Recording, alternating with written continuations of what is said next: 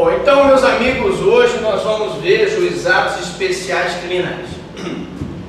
Antes de começar a explicar os juizados especiais criminais, essa aula vai ser dividida da seguinte forma. Primeiro, nós vamos ver a Lei 9.099/95. Depois, nós vamos ver a 10.259/01.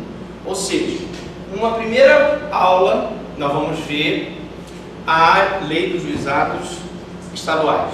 Numa segunda aula, nós vamos ver a Lei dos Juizados Federais. Passando.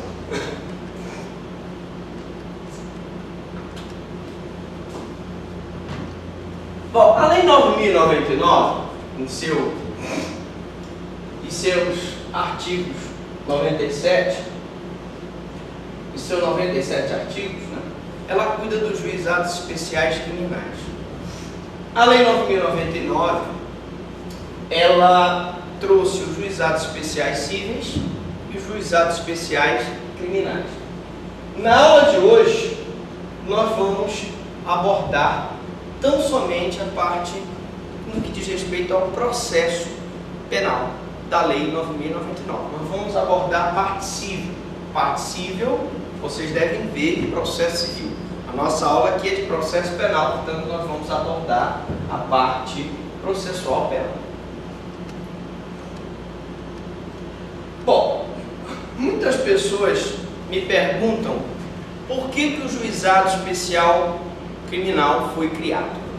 A criação dos juizados teve como fundamento inovações em nosso ordenamento jurídico penal e processual penal decorrente da imperiosa necessidade de recepcionarmos em nossa legislação instrumentos jurídicos já utilizados com êxito em vários países. Dentre esses instrumentos jurídicos já utilizados com êxito, nós temos o plea guilty e o plea bargain. O plea guilty e o plea bargain são dois institutos que são utilizados com êxito no direito norte-americano. Que é o plea guilty? O plea guilty, como o nome próprio diz, guilty é culpa, né? O plea guilty é um instituto de direito americano que, quando o acusado assume a culpa, confessa a autoria do crime, ele tem benefícios processuais.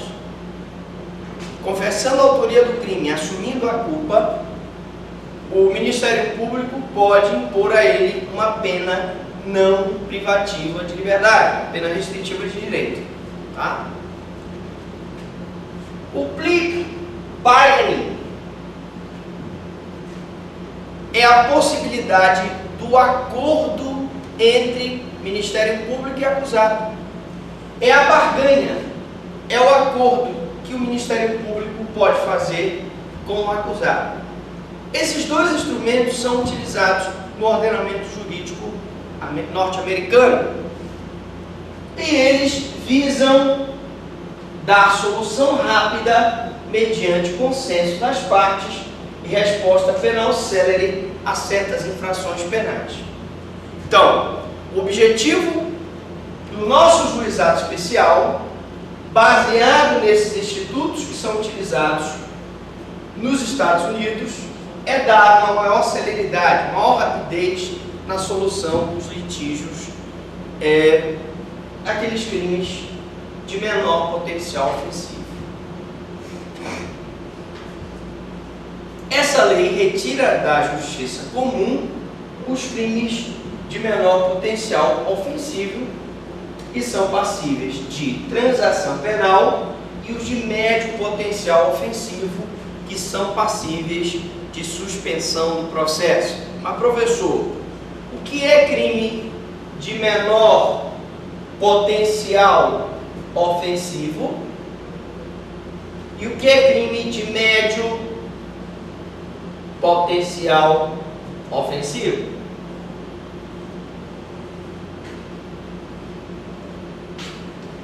crime de menor potencial ofensivo, para a Lei 9.099, quando ela foi criada, eram aqueles crimes cuja pena máxima não era superior a 1 ano. Quando a lei foi criada, 9.099/95, eram aqueles crimes cuja pena máxima não era superior a 1 ano. E o que eram crimes de médio potencial ofensivo? Eram aqueles cuja pena mínima não era superior a 1 ano. Médio potencial ofensivo eram aqueles crimes cuja pena mínima não era superior a 1 ano. Para esses crimes de menor potencial ofensivo, caberia a transação penal. Para esses crimes de médio potencial ofensivo, caberia a suspensão do processo.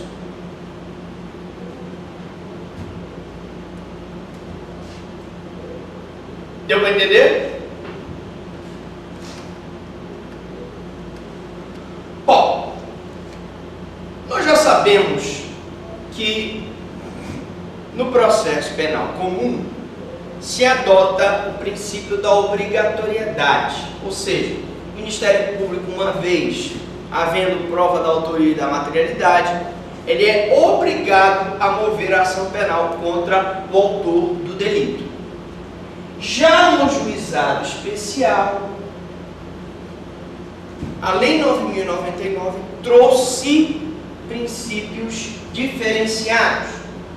Ela substituiu o princípio da obrigatoriedade e o princípio da indisponibilidade da ação penal pelo Ministério Público e adotou um princípio intermediário chamado princípio da discricionariedade regulada ou regrada. Então, nós temos, posso apagar tudo? Nós temos no processo penal comum, vigoram dois princípios básicos. No processo penal, vigora dois princípios básicos. O princípio da obrigatoriedade e o princípio da indisponibilidade.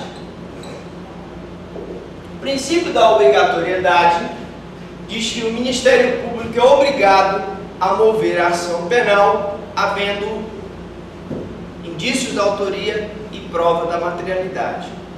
O princípio da indisponibilidade, que vigora para a ação penal pública, significa dizer que o Ministério Público não pode dispor, não pode deixar de mover a ação penal pública, certo? Ele não pode fazer como particular na ação penal privada, que pode perdoar, que pode renunciar o direito. O Ministério Público não. Para o Ministério Público vigora o princípio da indisponibilidade. O Ministério Público não pode renunciar o direito de mover a ação penal e não pode também perdoar no curso do processo. O máximo que o Ministério Público pode fazer é, se ao final do processo for constatada a ausência de provas contra o acusado, ele pedir a absolução, mas ele não pode dispor da ação. Já nos juizados especiais, vigora o princípio da discricionariedade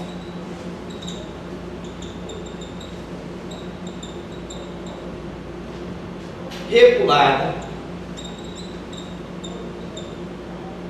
ou controlada ou regrada. Professor, o que é esse princípio da discricionariedade regulada ou regrada? O princípio da discricionariedade regulada ou regrada, que com certeza será pergunta de prova, significa que nos juizados especiais o Ministério Público pode, em determinadas situações, não oferecer a ação penal e propor, por exemplo, uma transação penal. Essa discricionariedade regulada e controlada permite ao Ministério Público solucionar a lide sem oferecer a denúncia contra o acusado. Bom, então o Ministério Público passa a ter poder discricionário de dispor da ação penal, mas apenas nas hipóteses previstas em lei. Ou seja, ele pode propor a transação penal e a suspensão condicional do processo. Contudo, as propostas ministeriais, nesse sentido, dependem da concordância do autor da infração ou do acusado e são submetidas à apreciação do juiz de direito. Aqui, a transação penal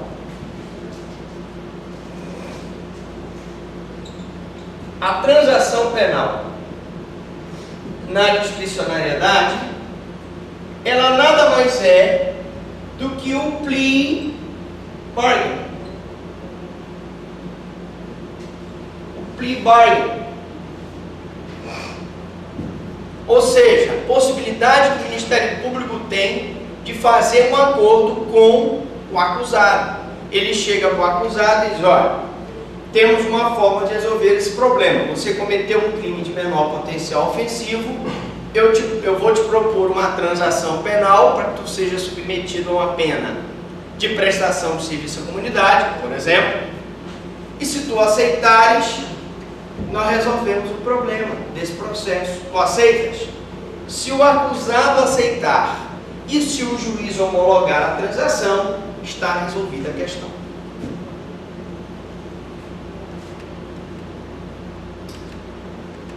Vamos novamente falar o que é menor potencial ofensivo e falar sobre a despenalização.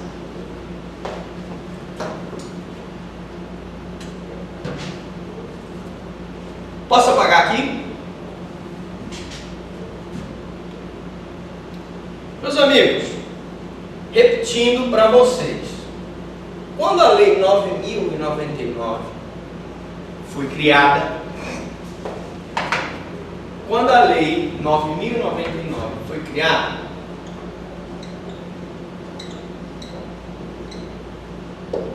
os crimes de menor potencial ofensivo era aqueles cuja pena máxima não era superior a 1 ano. Professor, o senhor não falou um dia desse que eram aqueles que a pena máxima era superior a 2 anos? Como é que agora diminuiu para 1 ano? É porque quando a lei foi criada, primeiro se previu pena máxima não superior a 1 ano, a Lei 9.099. Depois, com o advento da Lei 10.259/01, que foi a Lei dos Juizados Especiais Federais, é que se aumentou essa pena máxima de 1 para 2 anos. Entenderam? Primeiro a Lei 9.099 previu 1 ano. Depois a Lei Federal aumentou para 2 anos. Tá? Então, primeiro esses crimes. Todas as contravenções penais.